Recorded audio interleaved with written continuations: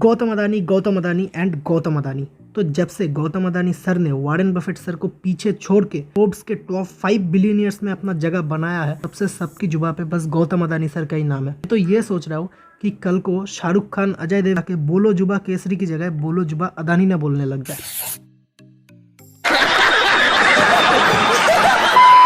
खैर jokes apart, तो आइए हम भी थोड़ा एनालिसिस कर लेते हैं कि जब गौतम अदानी एशिया के रिचेस्ट पर्सन बन चुके हैं, वॉरेन बफेट सर को पीछे छोड़ दिया है, तो क्या उनका बिजनेस उनके रिचनेस को जस्टिफाई करता है या फिर सिर्फ अदानी स्टॉक्स एक बबल है? तो वीडियो को एंड तक देखना। मैं मिलता हूँ आपको इंट्रो के बाद। बेसिकली इस वीडियो में हम डिस्कस क्या करने वाले हैं ये जान लेते हैं। सबसे पहले हम इस वीडियो में Warren Buffett sir and Gautam Adani sir इन दोनों के बिजनेस का sector wise and revenue and profitability wise discuss करेंगे। क्योंकि सेक्टर वाइज क्योंकि गौतम अदानी सर के बहुत सारे कंपनीज हैं, like Adani enterprise, Adani gas, Adani green etcetera. तो ये सारे किन किन सेक्टर में हैं एंड उन सेक्टर्स का इस कंपनी के ऊपर क्या इम्पैक्ट होगा। दूसरी तरफ वॉरेन बफेट सर का जो कंपनी है बर्कशायर हैथवे, वो किस सेक्टर में है एंड वो किस किस कंपनी में इन्वेस्टेड है और उन सेक्टर्स का कंपनी में क्या इम्पैक्ट पड़ेगा, ये हम डिस्कस करेंगे।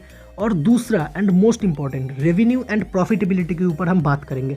क्योंकि एट द एंड कंपनी चाहे किसी का भी हो, इंडियन का हो या फिर एक अमेरिकन का, एक इन्वेस्टर हो, एक बिजनेसमैन हो, कोई फ़र्क नहीं पड़ता। अगर कंपनी रेवेन्यू जनरेट नहीं करता, प्रॉफिट जनरेट नहीं करता, तो वो कंपनी ज़्यादा देर तक टिक नहीं पाएगा।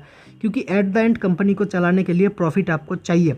तो भले ही आज आपका प्रॉफिट नहीं है, लेकिन अगर वो प्रॉफिटेबल नहीं होता इन फ्यूचर, तो भले ही आपका शेयर प्राइस 1000 हो या फिर 2000 हो, उसका स्टॉक नीचे गिरेगा ही गिरेगा। तो हम देखेंगे कि एज एन इन्वेस्टर क्या हमें अदानी स्टॉक्स में इन्वेस्ट करना चाहिए अभी या फिर ये ओवर वैल्यूड। तो चलिए शुरू करते हैं आज का वीडियो।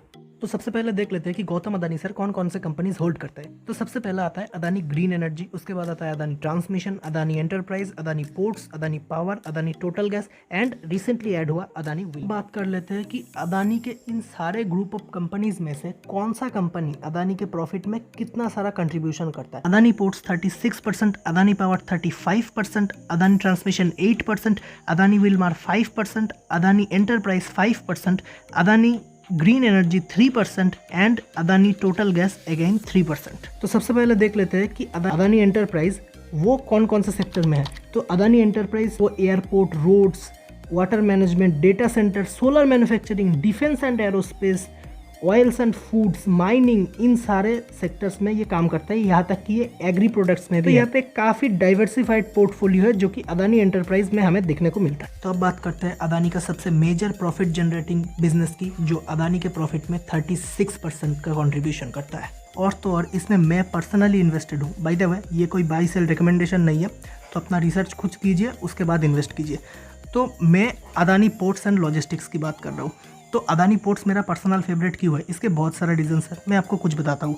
सबसे पहला रीजंस है अदानी के पास जो पोर्ट है वो है Mundra port, and Mundra port के थ्रू अदानी के पास 13 पोर्ट्स का एक्सेस, उसके बाद 10 टर्मिनल्स एंड 14 अवेलेबल ब्रिड्स का एक्सेस होता है। पहला रीज़न। दूसरा रीज़न, मुंद्रा पोर्ट इंडिया का लार्जेस्ट कमर्शियल पोर्ट है, हो गया। तीसरा रीज़न, मुंद्रा पोर्ट के थ्रू ही हम मिडिल ईस्ट एंड अफ्रीका के साथ ट्रेडमार्क कंप्लीट कर पाते हैं। तो यहाँ पे एक बहुत बड़ा एडवांटेज मिलता है अदानी को, यानी कि अदानी पोर्ट्स को। तो यहाँ पे ये हो गया थर्ड रीज़न। और फोर्थ रीज़न, कुछ ही दिनों के पहले आया हुआ आर्टिकल में बताया जा रहा था कि इंडियन ऑयल मुंद्रा पोर्ट के पास ऑयल रिजर्व्स बनाने वाला है। तो जब ऑयल रिजर्व्स यहाँ पे बनेगा तो वहाँ पे ऑयल भी मुंद्रा पोर्ट के थ्रू ही आएगा। तो प्रॉफिट किसको होगा? अदानी पोर्ट्स को। तो इसलिए मुझे अदानी पोर्ट का बिजनेस बहुत ही बढ़िया लगता है। एंड 2021 में अदानी पोर्ट ने अकेले $2 बिलियन का रेवेन्यू एंड $660 मिलियन का प्रॉफिट जनरेट करके दिया है।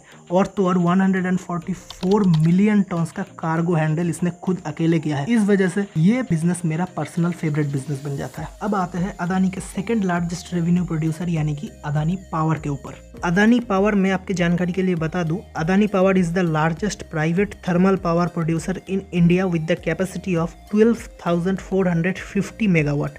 और दूसरे नंबर पे आता है Mundra thermal power station Gujarat का, जिसका कैपेसिटी है 4,620 मेगावाट। ओके, लेकिन यहाँ पे भी एक कैच है, Mundra thermal power station is owned and operated by Adani. तो यहाँ पे फर्स्ट भी अदानी, सेकंड भी Adani.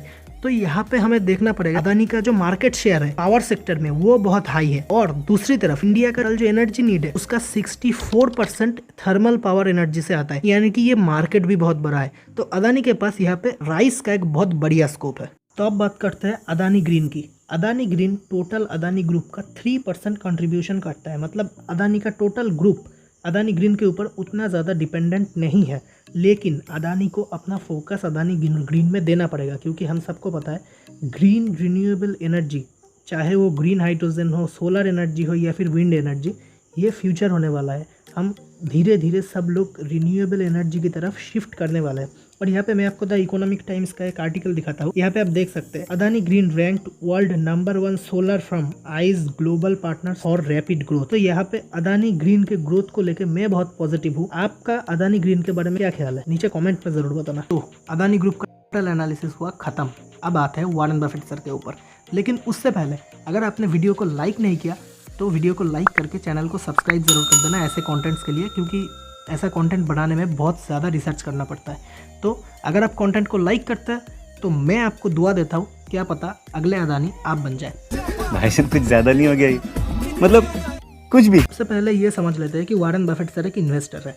And Warren Buffett sir का जो कंपनी है बर्कशायर हैथवे, उसके थ्रू उन्होंने जिन जिन कंपनीज़ में इन्वेस्ट किया है उनमें ज़्यादातर ऐसे कंपनीज़ है जो ग्लोबल कंपनीज़ है।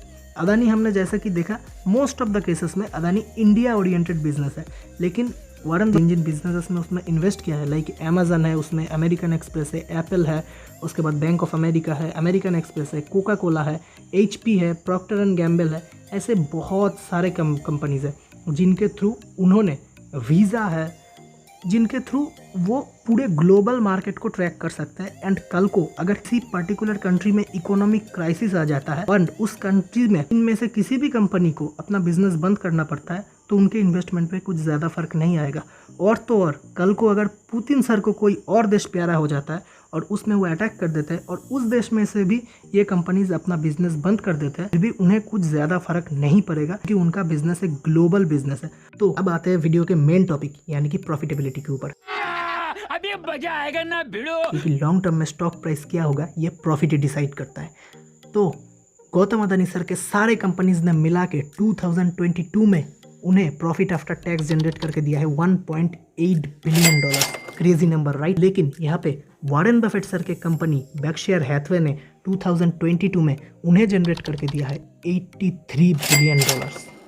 देख सकते हो 83 टाइम्स का फर्क आ गया। और अगर हम बात करें कि दोनों के कंपनी में कितना कितना परसेंटेज होल्ड करते हैं तो गौतम अदानी सर अपने कंपनी में 56% स्टेक होल्ड करते हैं, जिसके चलते उनका प्रॉफिट, खुद का प्रॉफिट हो जाता है $974 million. And Warren Buffett sir 16% hold करते हैं बर्कशायर हैथवे का, वो हो जाता है $13.44 बिलियन। यहाँ पे तो गौतम अदानी सर $1 बिलियन भी टच नहीं कर पाए, लेकिन वॉरेन बफेट सर उनसे 13-14 टाइम्स आगे। सारे डेटा पॉइंट्स देखने के बाद अब आपको लगता है कि गौतम अदानी सर ने ये जो वॉरेन बफेट सर को पीछे छोड़ा है वो ज्यादा देर तक अपना पोजीशन होल्ड कर पाएंगे, या फिर Gautam Adani sir over valuation के चक्कर में उनसे आगे निकल गए। तो वीडियो कैसा लगा कमेंट में ज़रूर बताना। वीडियो अच्छा लगा हो तो लाइक करना, नहीं लगा हो तो डिसलाइक कर देना। और ऐसे अमेजिंग डिटेल कंटेंट के लिए चैनल को सब्सक्राइब करके बेल आइकन ज़रूर प्रेस कर देना। मैं मिलता हूँ आपको नेक्स्ट वीडियो में, तब तक के लिए थैंक्स फॉर वॉचिंग।